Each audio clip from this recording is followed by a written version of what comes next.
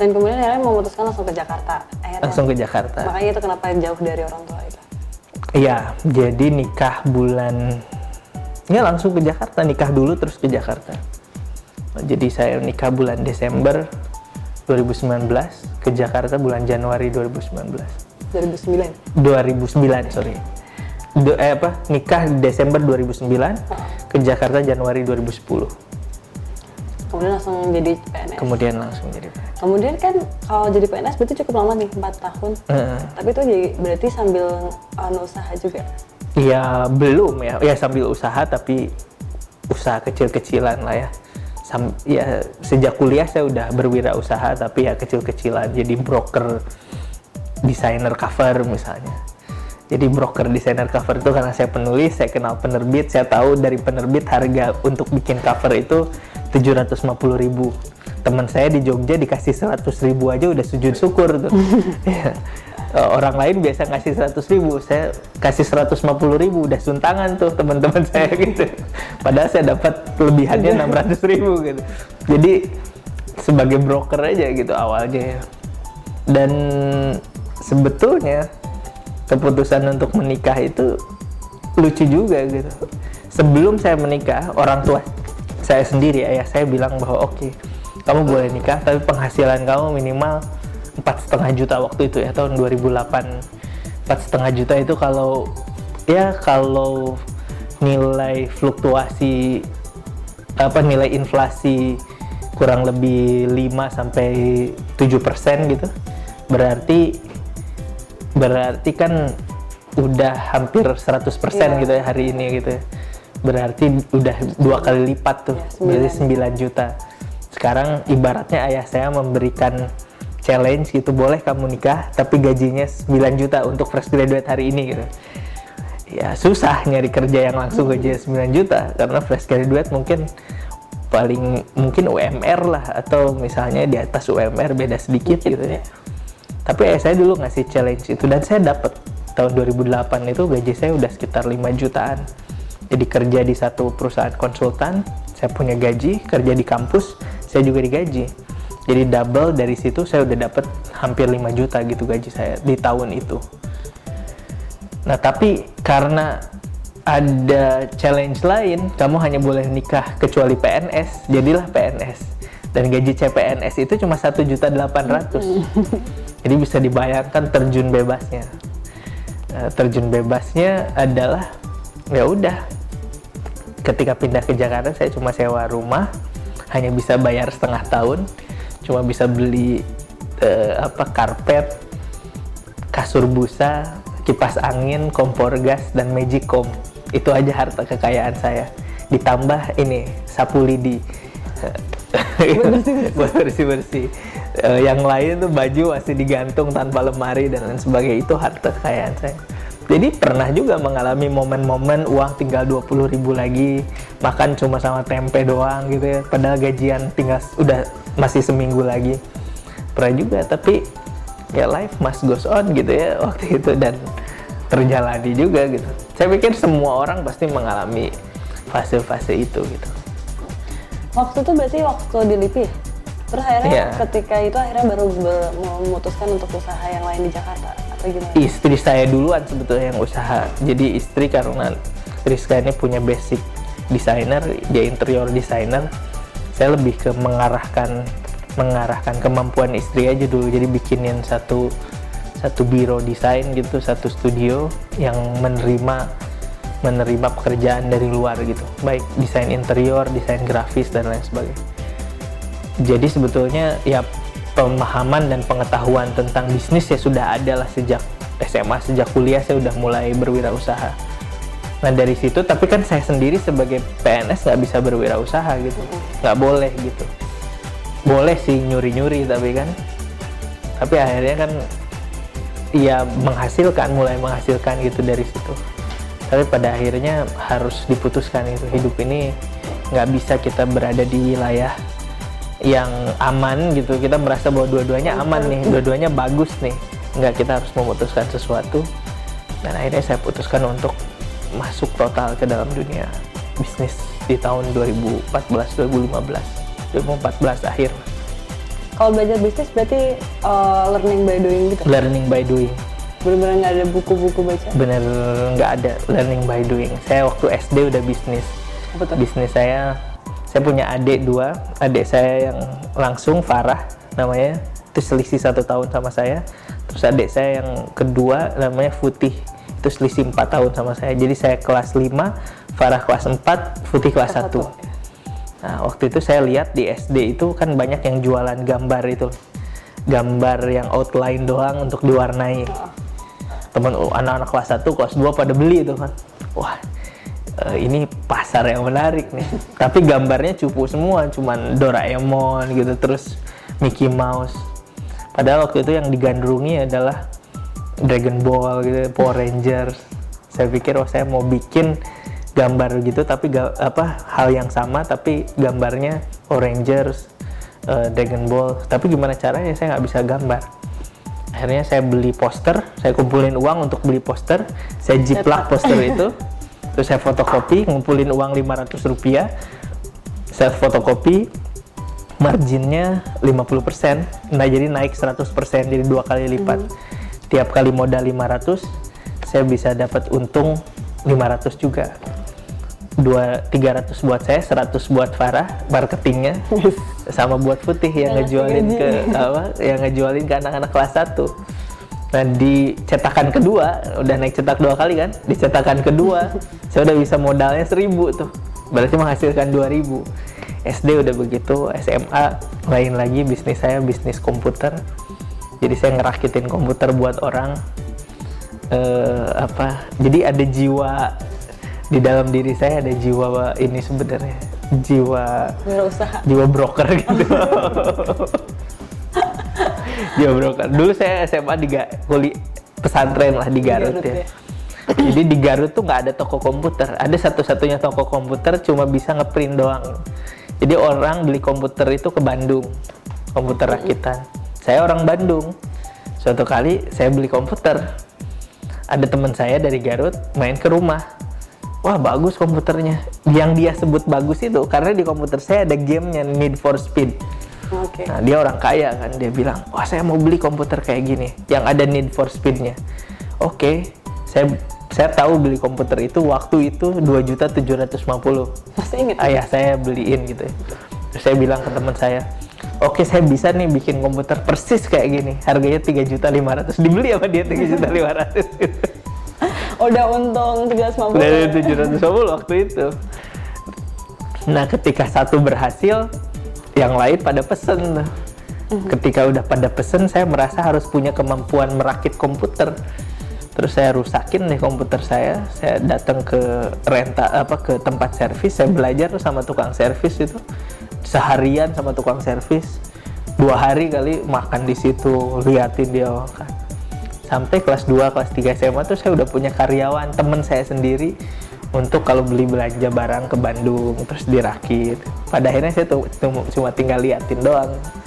Ya sebenarnya udah ada lah jiwa itu di dalam diri saya, learning by doing aja. Tapi sekarang sudah jauh lebih kompleks lah, udah pakai ilmu bisnis lah gitu sekarang. Kalau ini jiwa menulis, belajarnya dari? Sebenarnya saya sering dibilang, dan saya juga sering mengaku gitu sama teman-teman, sebenarnya saya itu pedagang gitu, bukan penulis. Jadi kenapa saya menulis? Karena waktu itu saya tahu kalau nulis ke koran itu dibayar, ada honornya gitu. Jadi saya nulis gitu. Untungnya saya mau belajar gitu, sehingga tulisan saya juga paling nggak berkualitas lah gitu. Jadi saya kalau sekarang saya ditanya kenapa saya menulis, buat saya menulis itu passive income. Dia investasi, orang investasi bisa beli tanah, bisa beli properti, saya investasi dengan menulis. Jadi saya usahakan dalam 1 tahun itu paling tidak ada 3 atau 4 buku saya yang aktif di toko buku. Jadi kalau ada 3 sampai 4 buku yang aktif di toko buku, buku yang terbaru royaltinya kan paling segar dan paling banyak. Katakanlah dari buku terbaru saya dapat royalti 100 juta misalnya. Buku yang kedua terbaru itu kan lebih rendah. Oke, saya kalkulasikan dari situ 75. Yang ketiga terbaru 50, yang terakhir 25 juta. Dan itu dibayar per 6 bulan sekali. Jadi kalau setiap satu tahun saya bisa dapat 250 juta sampai 300 juta dari royalti buku, buat saya itu jauh lebih besar daripada saya beli apartemen dan menyewakannya ke orang gitu. Dan ya udah, saya tetap menulis gitu. Itu sadarnya kapan untuk sadarnya investasi menulis ya? Ya 2010 kali ya, 2010 2011. Makanya buku saya banyak. Ini rahasia gitu, tapi nanti di YouTube kan ya. Makanya kalau orang nanya, "Oh, Fadi ini produktif banget ya, setahun bisa 2 buku, 3 buku." Iya, karena saya berinvestasi di sana. Dan buku saya bisa aja saya misalnya membuat masterpiece, saya bertapa selama 3 tahun mengeluarkan 1 buku, royaltinya segitu juga gitu. Tapi saya men-challenge diri saya untuk terus sadar dan memperlakukan ini sebagai investasi gitu. Tapi menariknya tulisan-tulisannya kayak apa ya, kreatif gitu Mas, kayak ada kerjasama lah sama Bond dan lain sebagainya, itu juga by doing aja? Ya melihat situasi aja. Kayaknya bosen kalau gini-gini terus kan, orang juga nggak tertarik gitu membaca hal lain dari saya. Setiap penulis itu pada akhirnya kan kita tahu setiap penulis itu punya engine kreativitasnya masing-masing. Dan engine kreativitas itu gini, maksud saya, kamu misalnya punya profesi tertentu, kamu punya engine kreativitas. Biasanya segala hal yang kamu hasilkan itu berangkat dari engine kreativitas itu dan mirip-mirip gitu. Modifikasi sedikit, modifikasi di mana, modifikasi di sini, di sana. Sama, setiap penulis juga begitu. Nah, maka yang harus dipikirkan itu sebetulnya bukan core-nya gitu. Karena core itu harus sudah selesai sejak, ibaratnya kalau kita mau bikin donatnya itu udah harus selesai sejak hari pertama.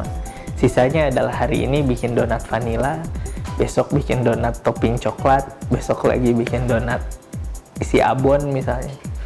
Dan itulah yang dilakukan oleh semua penulis menurut saya. Kita memperkaya diri dengan berbagai macam cara dan senjata untuk bisa bercerita dengan cara yang lain. Yang diceritakan tuh akan sama saja.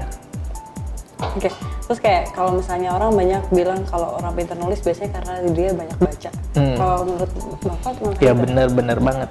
Saya mungkin kalau nggak baca, bukan pembaca, nggak akan menulis sebanyak itu dan nggak akan bisa bercerita banyak juga gitu. Jadi kita ini kan ibarat teko. Diri kita ibarat teko pikiran dan perasaan. Setiap kali kita menulis, kita menuangkan air di dalam teko pikiran dan perasaan itu ke sebuah cangkir atau gelas. Setiap kali kita bicara, kita juga menuangkan air itu. Masalahnya, air itu bisa habis gitu. Kalau nggak diisi lagi. Nah, membaca adalah proses mengisi ulang teko itu terus-menerus sehingga kita nggak pernah kehabisan air.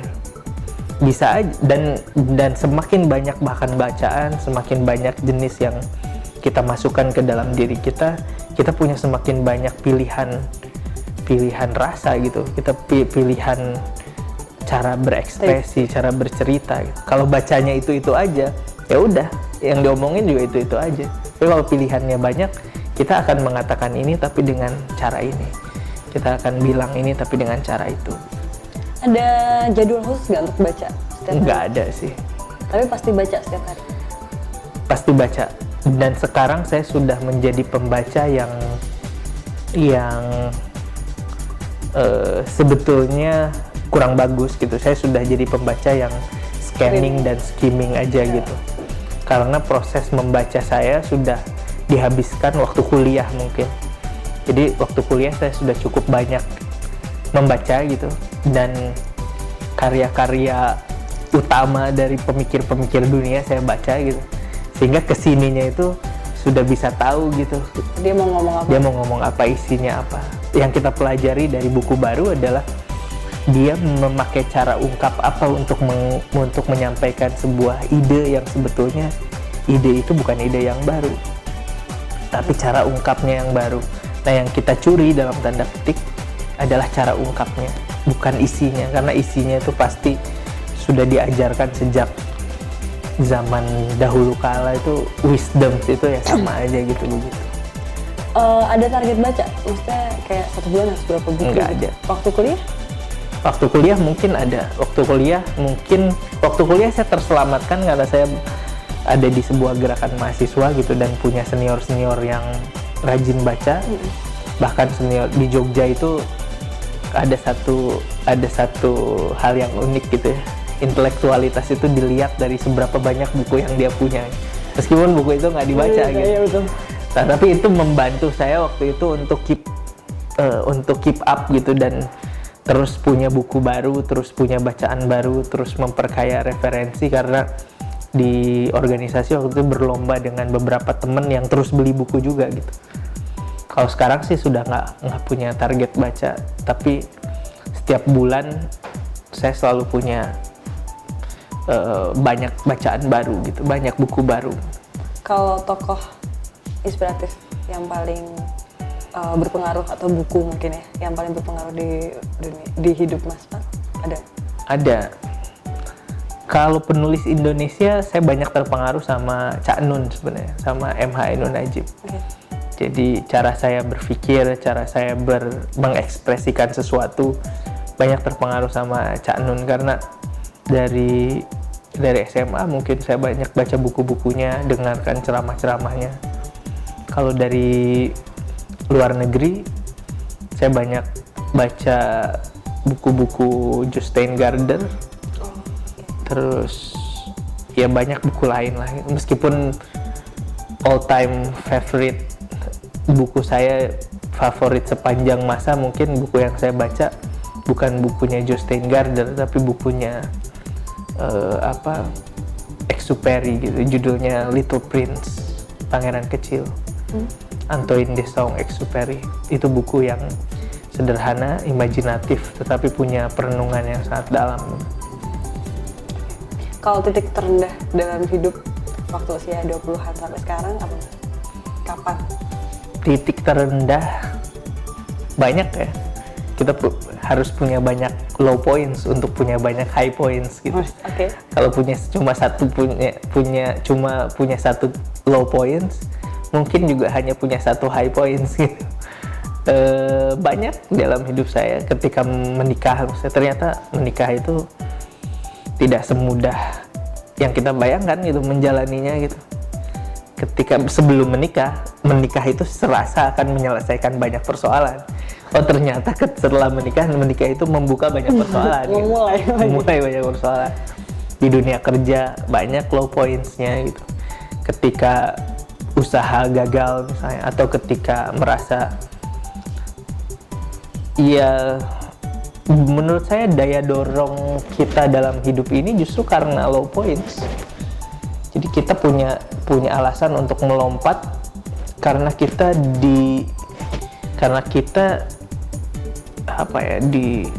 ditekan sedalam mungkin gitu dan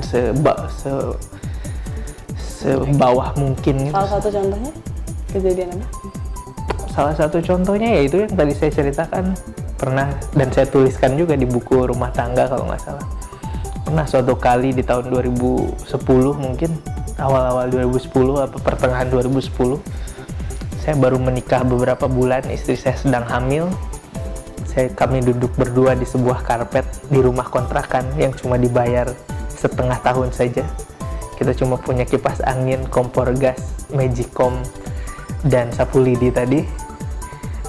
Di dapur cuma ada nasi dan tempe yang digoreng sejak pagi.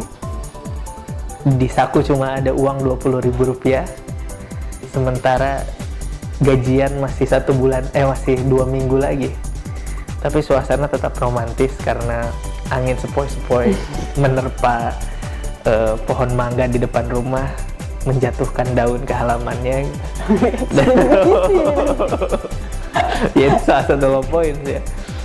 Tapi ya low point selalu memaksa kita untuk menyerah. Bisa aja di situ menyerah gitu. Ada banyak cara untuk menyerah.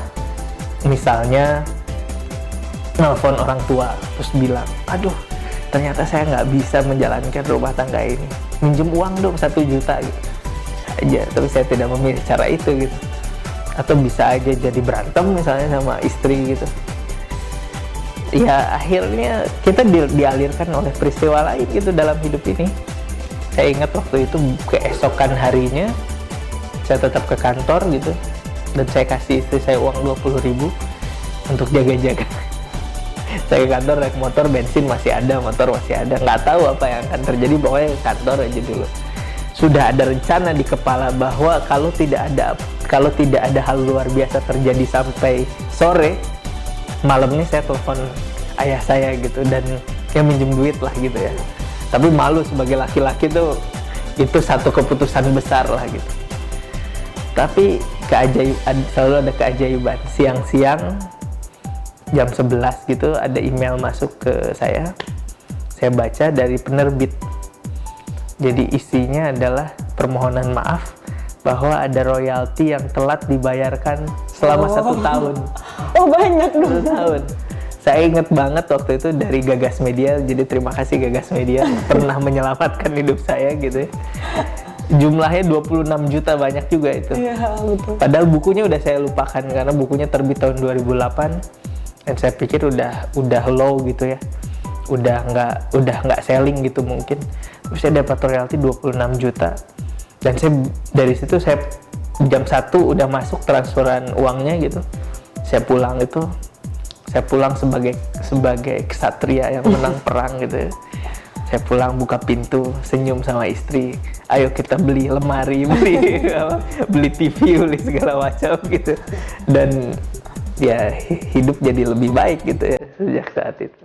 Ya banyak hal lah gitu, maksudnya nggak selalu baik-baik saja gitu, tapi selalu bisa dilewati gitu. Mas Fat, kalau Mas Fat diminta untuk menggambarkan sosok Mas Fat, bagaimana Mas Fat menggambarkan diri Mas Fat sendiri? Sebenarnya saya ini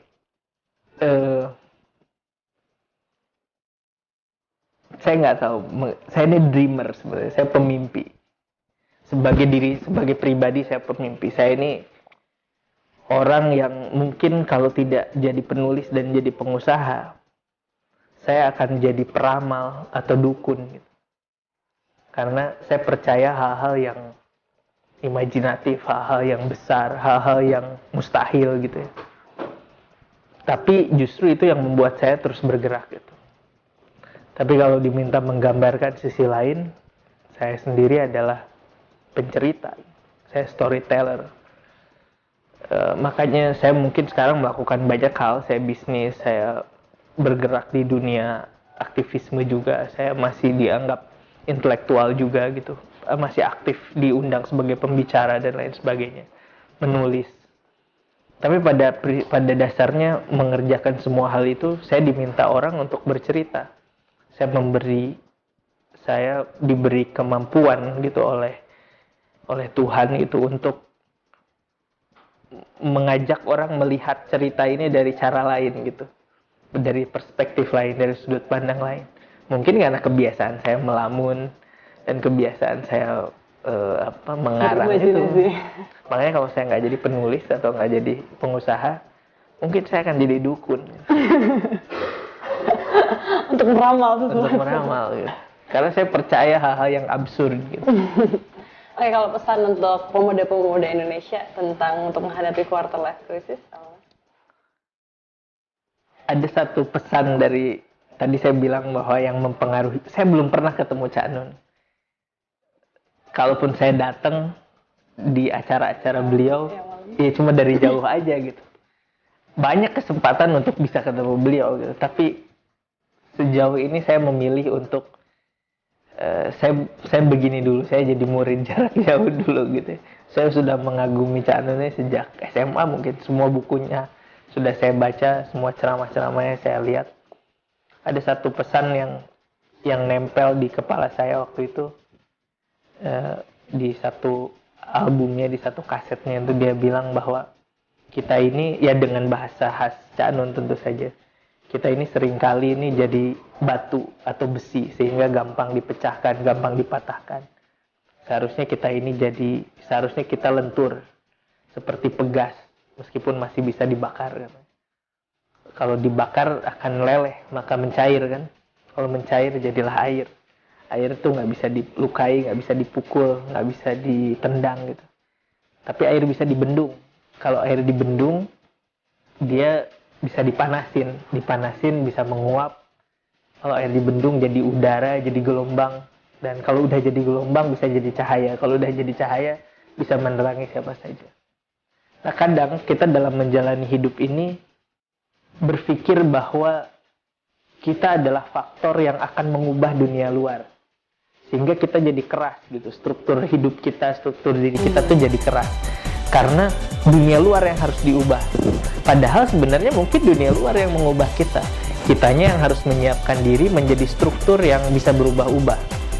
Menjadi struktur yang pegas tadi, menjadi struktur yang air, menjadi gelombang pada saatnya gitu. Jadi pesan saya dari sini gitu. Kemudian saya belajar pada diri saya sendiri gitu. Saya nggak tahu rencana Tuhan pada diri saya nggak tahu rencana hidup ini gitu pada diri saya. Tapi saya harus bisa mengikuti semua episodenya, mengikuti semua alurnya. Bahkan saya sering bilang saya ini memulai hidup ini tidak dari awal, saya memulainya dari akhir. Start from the end gitu. Tarik mundur. Jadi kalau orang tuh pertanyaannya adalah banyak gitu ya yang di pelatihan atau di mana. Hari ini kamu melihat dirimu sebagai apa katanya. Terus 1 tahun lagi gimana, 2 tahun lagi gimana. Itu kan dari A kepada satu titik. Kalau saya enggak, saya taruh di belakang. Saya bayangkan sebuah makam, sebuah kuburan. Okay. Terus di makam itu orang datang mengunjungi saya gitu. Saya udah dikubur tuh di situ. Saya udah dimakamkan. Saya menanyakan pada diri saya ingin dikenang orang sebagai apa. Nah dari situ saya mulai. Kalau saya mau dikenang sebagai X misalnya, nanti orang datang itu saya pengen misalnya self image saya adalah saya pengen orang itu datang mendoakan saya gitu, karena saya orang baik gitu ya pertama. Yang kedua, dia berterima kasih dalam dirinya. Inilah makam orang yang telah mengubah hidup saya gitu. Nah, dari situ saya mulai itu. Oh berarti apa saja yang harus dikerjakan di sekarang. Nah maka ketika saya mengerjakannya sampai ke sana, ya udah saya lentur aja gitu. Kalau sedang happy, saya happy, tapi saya juga punya ruang untuk bersedih gitu. Kalau sedang sedih, saya sedih karena harus sedih, tapi punya ruang untuk happy gitu. Jadi gitu aja gitu terus sampai hari ini, sampai begini. Oke, terima kasih Mas. Kita lanjut ke pertanyaan singkat. Apa rutinitas Mas Fat setelah bangun tidur? Setelah bangun tidur saya lihat jam. Jam berapa? Siang guys. Terus kemudian sosok mentor yang paling ini berarti siapa?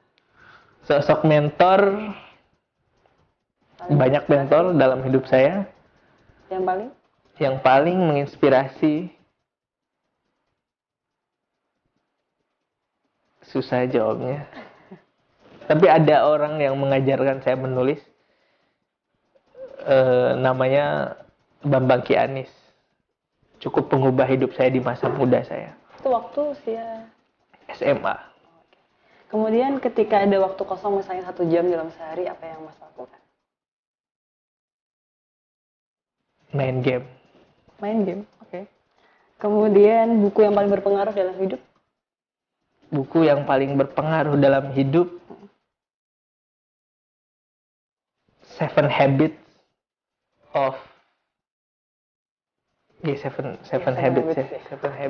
untuk yang Stephen Covey itu, bukan yang Sean Covey, bukan yang Stephen Covey.